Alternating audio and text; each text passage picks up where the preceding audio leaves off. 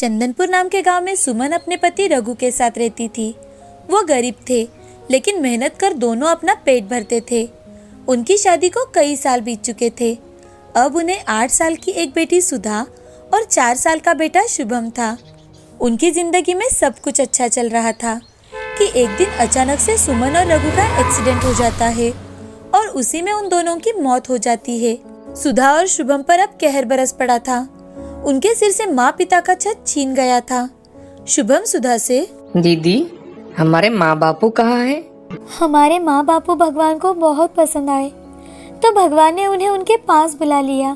तो दीदी, हम भगवान को क्यों पसंद नहीं आते? शुभम की बातें सुनकर सुधा परेशान के साथ साथ दुखी भी हो जाती थी। अब कुछ दिन ऐसे ही बीत जाते हैं। सुधा हर रोज घर के सारे काम कर शुभम का ख्याल रखती। अब घर का सारा राशन खत्म हो चुका था, तो सुधा के सामने जिंदा रहने के लिए पैसे की बड़ी चिंता सताने लगी। वो पड़ोसी दादी के पास जाकर, दादी, मुझे कुछ भी समझ में नहीं आ रहा। हमारे घर का राशन भी खत्म हो चुका है। सुधा बेटी, तुम्हें तो पता है हम गरीबों को कितना भी दुख क्यों ना हो, हमें तो काम करना ही पड़ता है, तभी हमारे घर में खाना पकता है। दादी, मैं काम करने के लिए तैयार हूँ, लेकिन दादी, मैं क्या काम करूँ? बेटी, तेरे चाचा जी सिग्नल पर फूल और हार बेचते हैं। मैं आज चाचा जी से बात करती हूँ, वो तुम्हारी मदद जरूर करेंगे। ठीक है दादी। अब शाम के समय जब चाचा जी घर आते हैं तो सुधा, चाचा जी, क्या मैं कल से आपके साथ आपके काम में हाथ बटा सकती हूँ? चाचा जी ड्रिंक करके आए थे तो वो सुधा को जोर से धक्का देते हैं और वो सुधा से, अरे मैंने क्या तेरा ठेका लेके रखा है, चलो भाग यहाँ से। तो सुधा रोते रोते अपने खोली में चली जाती है और शुभम को गले लगाकर अपने माँ पिता को याद करने लगती है। याद करते करते वो दोनों बच्चे वहीं पर सो जाते हैं। अब दूसरे दिन सुबह सुधा और शुभम तैयार होकर काम की तलाश में निकलते हैं। उस दिन सुधा कई दुकानों पर जाकर काम मांगती है, लेकिन कोई भी उसकी मदद नहीं करता। अब कुछ दिन ऐसे ही बीत जाते हैं। उन दोनों पर अब भूखे पेट रहने की नौबत आ चुकी थी। 3-4 दिन भूखे पेट रहने के बाद शुभम, दीदी, मुझे बहुत भूख लगी है दीदी, अब मैं मर जाऊंगा दीदी, मेरे पेट में बहुत दर्द हो रहा है। शुभम, तू यही रुक, मैं अभी तेरे लिए कुछ खाने को लाती हूँ। अब सुधा वही पास में एक वड़ा पाव की गाड़ी थी। वहाँ जाकर वड़ा पाव बेचने वाले से, चाचा जी, मैं और मेरा भाई 3 दिन से भूखे हैं, हमने कुछ भी नहीं खाया। कृपा कर एक वड़ा पाव दे दो ना चाचा जी, कृपा करो हम पर। ए लड़की, यहाँ हर रोज तुम्हारे जैसे कई सारे लोग आते हैं, चल भाग यहाँ से। क्या तुम सबको वड़ा पाव देता फिरूं मैं? अब सुधा के सामने अपने भाई का चेहरा घूम रहा था, तो वो चोरी करने की कोशिश करती है, लेकिन वो नहीं कर पाती। तो वड़ा पाव वाला उसे धक्का देकर भगा देता है। तो सुधा रोते रोते वहाँ से जाने लगती है कि तभी वहाँ पर एक आदमी गाड़ी से नीचे उतरता है और उसका पैसे से भरा पैकेट जेब से बाहर आया हुआ दिखाई देता है।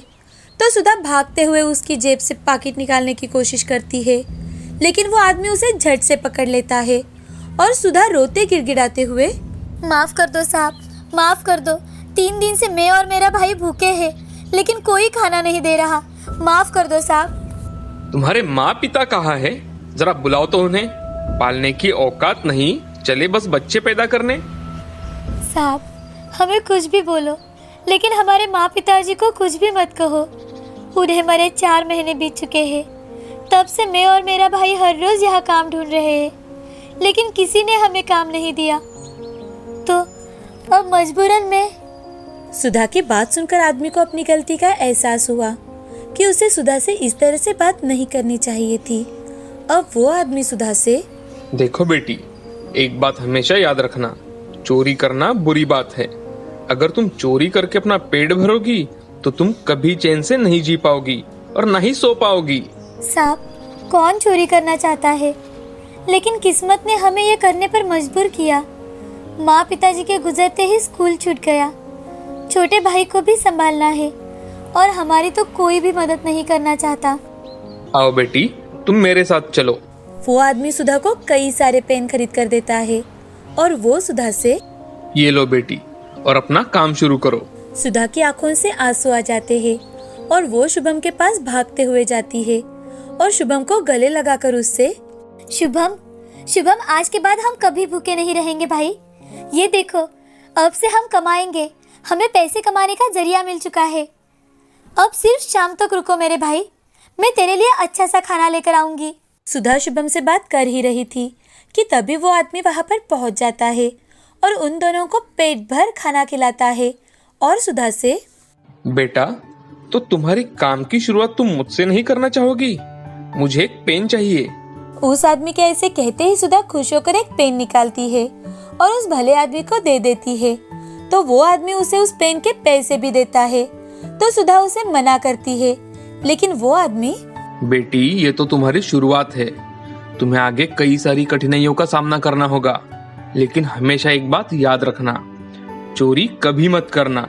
अब सुधा हर रोज सिग्नल पर जाकर शुभम के साथ पेन बेचने लगी। वो कुछ पैसे बचाती और कुछ पैसों से पेन खरीदती और उन्हें कभी सिग्नल पर, कभी घर घर जाकर बेचती थी। अब सुधा ने छोटे बच्चों के लिए वाले पेन भी बेचना शुरू कर दिया। तो एक दिन सुधा मन ही मन, मुझे लगता है कि शुभम को स्कूल में दाखिला करवाने इतने पैसे मेरे पास जमा हो चुके हैं। अब मैं उसे बहुत ज्यादा पढ़ाऊंगी। सुधा सोच ही रही थी कि तभी शुभम, दीदी, आज मैंने भी स्कूल के सामने जाकर पेन बेचे हैं। ये उसके पैसे हैं। शुभम, ये तो बहुत अच्छी बात है, लेकिन तुम्हें पता है, आज के बाद तुम खुद उस स्कूल में पढ़ोगे। नहीं दीदी, मैं तो आपकी मदद करना चाहता हूँ। हाँ, जरूर करना, लेकिन अपनी पढ़ाई पूरी करने के बाद। आज शुभम बहुत ज्यादा खुश था क्योंकि वो स्कूल में जाने वाला था। साथ ही सुधा भी सोच लेती है कि अब वो स्कूल, ऑफिसेस ऐसी जगह पर जाकर पेन बेचेगी ताकि उसे कई सारे पैसे मिल सके। दिन बीत रहे थे। अब सुधा ने धीरे धीरे कर अपनी पेन की खुद की दुकान शुरू कर दी, जिसमें वो अलग अलग प्रकार के सस्ते महंगे सभी पेन रखने लगी। और स्कूल खत्म होने के बाद शुभम भी उसकी मदद करने लगा। इतना ही नहीं, सुधा हमेशा अपने जैसे बच्चों की मदद करने लगी, जैसे उस अनजान आदमी ने सुधा की मदद की थी, जिस कारण आज वो एक पेन की दुकान की मालिक है। अब वो दोनों अपनी जिंदगी खुशी खुशी बिताने लगे। एक समय की बात है, फरीदाबाद नाम के गांव में एक वकील रहता था जिसका नाम था जोगन लाल। उसे सिर्फ एक ही चीज़ प्यारी थी और वो थी उसकी चालाकी। उसे लगता था कि उसके जैसा वकील उस गांव में दूर दूर तक कहीं नहीं है। उसे ही क्या, गांव में सभी को यही लगता था। इसका असर ये था कि जोगनलाल सभी को फंसा कर रखता था।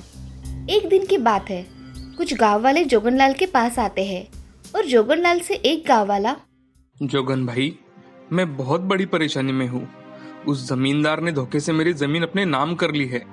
मैं ठहरा जो अनपढ़, लल्ला के स्कूल में पैसे भी जमा करने हैं, नहीं तो उसे स्कूल से निकाल देंगे। मेरी मदद करो जोगन भाई। अरे देखो भाई, मैंने भी मुफ्त की कचहरी तो खोल के नहीं रखी है यहाँ। मुझे भी अपना घर चलाना होता है, तो कुछ तो नेक पानी लगेगा। मैं समझ गया जोगन भाई, तुम्हें तुम्हारे पैसे जरूर मिल जाएंगे। तब तक तुम इस मामले के बारे में जरा सोचो।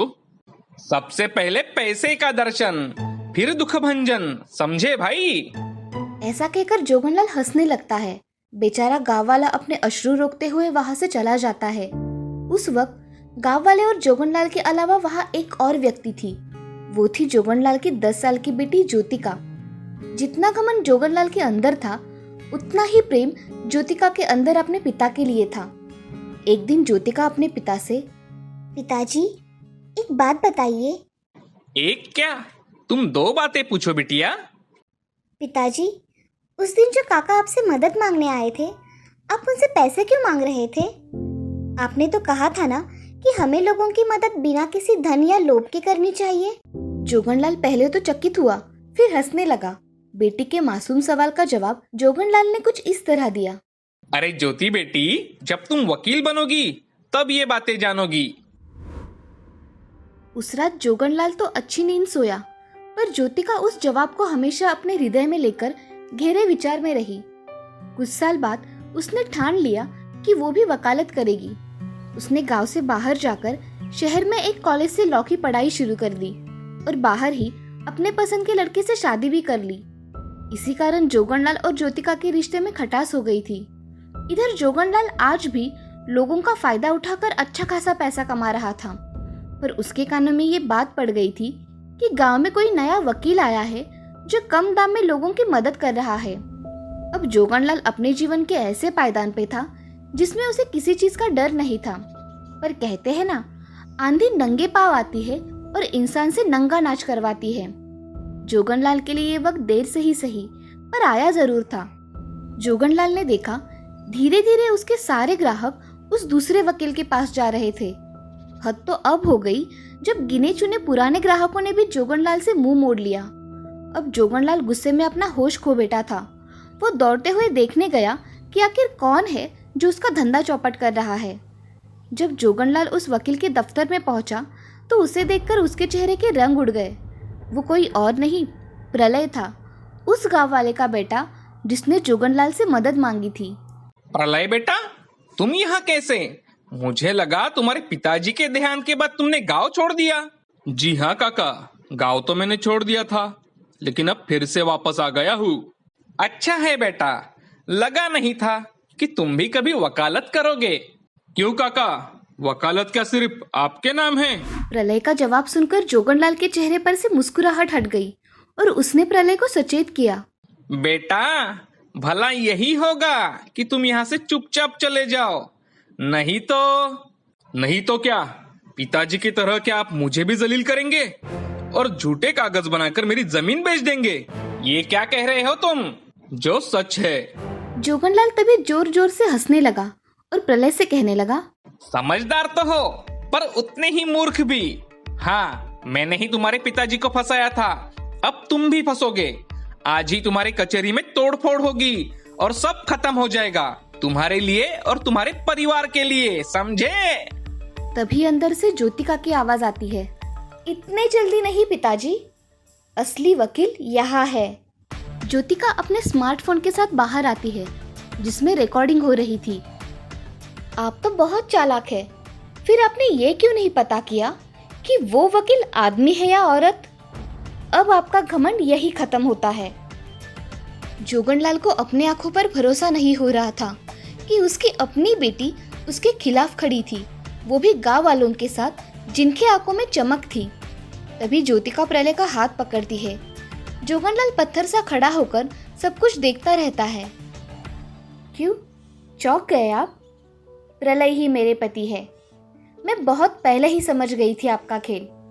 आप ही ने कहा था ना कि मेरे सवाल का जवाब मुझे वकील बनने पर ही मिल जाएगा। आप सही थे, पर मुझे मिला जवाब आपसे अलग है पिताजी।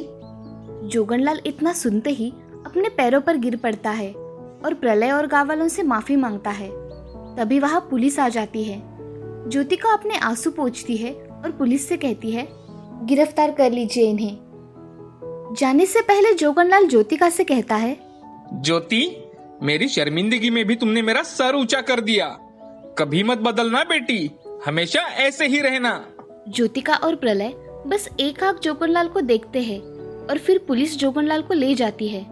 अब ज्योतिका गांव वालों की सेवा में खुद को लगा देती है और प्रलय के दिल का प्रलय उसके पिताजी को इंसाफ मिलने पर अब शांत हो गया था। फरीदाबाद में फिर एक बार शांति और सुलभता आ गई थी।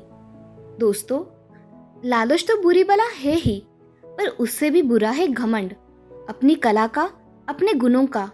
इसीलिए हमें हमेशा जिंदगी में नेकी और सही काम करने पर ध्यान देना चाहिए।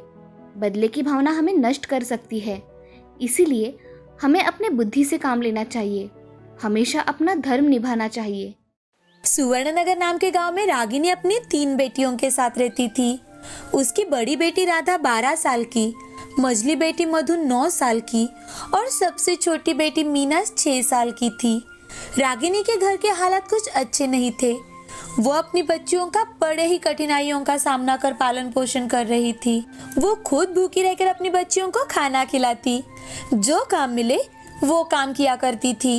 एक दिन सुबह खाना बनाकर रागिनी काम पर जाने निकलती है तो वो अपनी बड़ी बेटी राधा से, राधा बेटा, अपनी दोनों बहनों का ख्याल रखना और खाना बना कर रखा है तो खाना खा लेना बेटा, और दरवाजा अच्छे से बंद कर लेना अंदर से। जब तक मैं घर ना आऊँ बाहर मत निकलना। हाँ माँ, आप चिंता मत करो, मैं सब अच्छे से संभालूंगी। अब रागिनी अपने लिए काम ढूंढने निकल पड़ती है। वो हर रोज जो काम मिले वो कर अपनी बच्चियों के लिए कुछ खाने के लिए लेकर आती थी। उस दिन पूरा दिन काम ढूंढने पर भी उसे कहीं पर भी काम नहीं मिला। तो वो हताश मन से घर आती है तो राधा अपनी माँ से, माँ, क्या हुआ? क्या आज भी आपको खाली हाथ ही लौटना पड़ा है? हाँ राधा बेटी, मुझे आज भी कहीं पर भी कोई काम नहीं मिला। तभी मीना भागते हुए रागिनी के पास जाती है और वो अपनी माँ से, माँ, आप घर आने में कितनी देर करती हो हमेशा? आज क्या लेकर आई हो? मुझे बहुत भूख लगी है माँ। मैं दीदी को कब से खाने के लिए मांग रही हूँ, लेकिन दीदी है जो बोलती है माँ को आने दो, फिर साथ में ही खाना खाएंगे। बताओ ना माँ, मुझे बहुत भूख लगी है। रागिनी मीना को गले लगा लेती है और राधा से, राधा बेटा, मीना को खाना क्यों नहीं खिलाया? माँ, हर रोज आप अकेले ही खाना खाती हो, तो मैंने सोचा क्यों ना आज हम सब मिलकर खाना खाएं। अब रागिनी अपनी तीनों बच्चियों को अपने हाथों से खाना खिलाती है और खुद खाना खाकर सो जाती है। अगले दिन सुबह उठते ही रागिनी खाना बनाने जाती है तो वो देखती है कि घर का राशन खत्म होता आ रहा है। अब वो और ज्यादा मेहनत करने की ठान लेती है। घर से निकलते ही आज उसे मजदूरी का काम मिल जाता है। अब वो हर रोज वही काम करने वाली थी। वहाँ उसे दिन भर काम कर 100 रुपए ही मिलते थे, लेकिन फिर भी वो मन ही मन, काम मिले तो करो, ना मिले तो भूखे रहो। इससे अच्छा है कि क्यों ना हर रोज यही काम करूं, कम से कम बच्चियों को भूखे पेट तो नहीं रहना पड़ेगा। अब कुछ दिन ऐसे ही बीत जाते हैं। एक दिन हर रोज की तरह रागिनी अपने काम पर जाने के लिए निकलती है तो वो रास्ते में एक लड़के को बेहोश हुआ देखती है, लेकिन कोई उसकी मदद नहीं कर रहा था। ये देख वो मन ही मन, अरे ये बच्चा कितना छोटा है और इसका कितना सारा खून निकल रहा है। अगर इसे अभी के अभी अस्पताल लेकर नहीं गए तो इसकी तो जान भी जा सकती है, लेकिन कोई मदद भी तो नहीं कर रहा। क्या करूँ, कुछ समझ में नहीं आ रहा। मदद तो करना चाहती हूँ, लेकिन मैं किसी उलझन में नहीं फंसना चाहती। हाँ, मैं इसकी मदद जरूर करूंगी। अब रागिनी उस बच्चे को अपनी गोद में उठा लेती है और भागते हुए कुछ ही दूरी पर एक जो अस्पताल था उसमें उसे ले जाती है और डॉक्टर से, डॉक्टर देखिए तो इस बच्चे को क्या हुआ है, प्लीज डॉक्टर, जल्दी चलिए डॉक्टर साहब। बहन जी, इस बच्चे का बहुत खून निकल रहा है और ये पुलिस केस है। जब तक यहाँ पुलिस नहीं आती और जांच पड़ताल नहीं करती तब तक हम कुछ नहीं कर सकते। नहीं डॉक्टर साहब, ये बच्चा बहुत देर से बाहर पड़ा हुआ था, इसका बहुत खून बह चुका है। प्लीज डॉक्टर साहब, इलाज होने के बाद तो जांच पड़ताल होती रहेगी, लेकिन इस बच्चे की जान बहुत कीमती है डॉक्टर साहब। अच्छा ये बताओ, कौन है ये और इसे क्या हुआ था?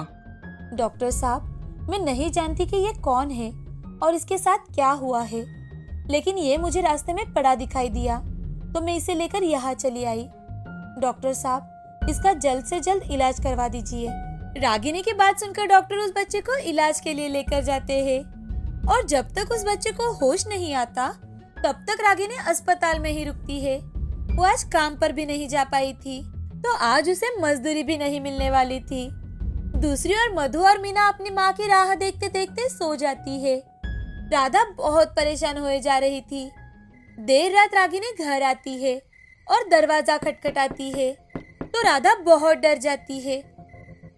कौन? राधा, मैं हूँ बेटा, दरवाजा खोलो। राधा भागते हुए दरवाजा खोलती है और अपनी माँ के गले लग जाती है और अपनी माँ से, माँ, आज कितनी रात हो गई आपको? कहाँ थी आप? मुझे बहुत डर लग रहा था माँ। अब रागिनी राधा को सारी बात बताती है और दोनों खाना खाकर सो जाती है। दूसरे दिन सुबह उठते ही रागिनी अपने काम में जुट जाती है कि तभी एक आदमी रागिनी के सामने गाड़ी से नीचे उतरता है और वो रागिनी को आवाज देते हुए, रागिनी जी, रागिनी जी। जी, कौन? आप रागिनी जी है ना? जी भाई साहब, मैं रागिनी हूँ, लेकिन मैंने आपको पहचाना नहीं। रागिनी जी, मैं उसी बच्चे का पिता हूँ जिसे आपके कारण कल फिर से नई जिंदगी मिल पाई है। आदमी बोल ही रहा था कि उसकी नजर घर के सामने ही लगे हुए फोटो पर जाती है और वो रागिनी से, रागिनी जी, ये मेरे पति की फोटो है। 4 साल पहले कंपनी में काम करते वक्त एक खराब मशीन के कारण शॉक लगने से इनकी मौत हो चुकी है। क्या आप इन्हें जानते थे? अरे ये तो राकेश है, ये मेरी कंपनी में ही तो काम करता था। मुझे माफ कर दीजिए रागिनी जी। तभी रागिनी की छोटी बेटी मीना अपने फटे पुराने कपड़ों में वहाँ आ जाती है और वो अपनी माँ से, माँ, दिवाली आने वाली है तो मुझे ढेर सारे कपड़े और खिलौने चाहिए माँ। और हाँ माँ, सबसे पहले मुझे आप ये बताओ कि खाने के लिए रोटी कब बनाओगी? आप हर रोज चावल ही पकाती हो। मुझे चावल नहीं खाने माँ, मुझे अच्छे नहीं लगते चावल। मीना की बात सुनकर रागिनी मीना को गले लगा लेती है और उसकी आंखों में से आंसू आ जाते हैं। मीना की बातों से उस आदमी को रागिनी के घर के हालातों की खबर हो जाती है और वो रागिनी से हाथ जोड़कर, रागिनी जी, मुझे माफ कर दीजिए। आज आपके कारण ही मेरा बेटा जिंदा है और राकेश ने भी हमारी कंपनी के लिए बहुत कुछ किया है, लेकिन हमने कभी ये देखने की कोशिश ही नहीं की कि आखिर हमारे कंपनी में अगर किसी की मृत्यु हो जाती है तो उसके परिवार का क्या होता होगा। उस आदमी को अपनी गलती का एहसास हो जाता है। वो कंपनी का मालिक रागिनी को अपनी कंपनी में ही एक जॉब दिलाता है, साथ ही साथ कुछ पैसे एडवांस में भी रागिनी को दे देता है ताकि उस पर भूखे रहने की नौबत ना आ पाए। अब वो चारों मिलकर दिवाली मनाती है। रागिनी अपने तीनों बच्चों का स्कूल में एडमिशन करवा देती है और सभी हंसी खुशी अपनी जिंदगी बिताने लगते हैं।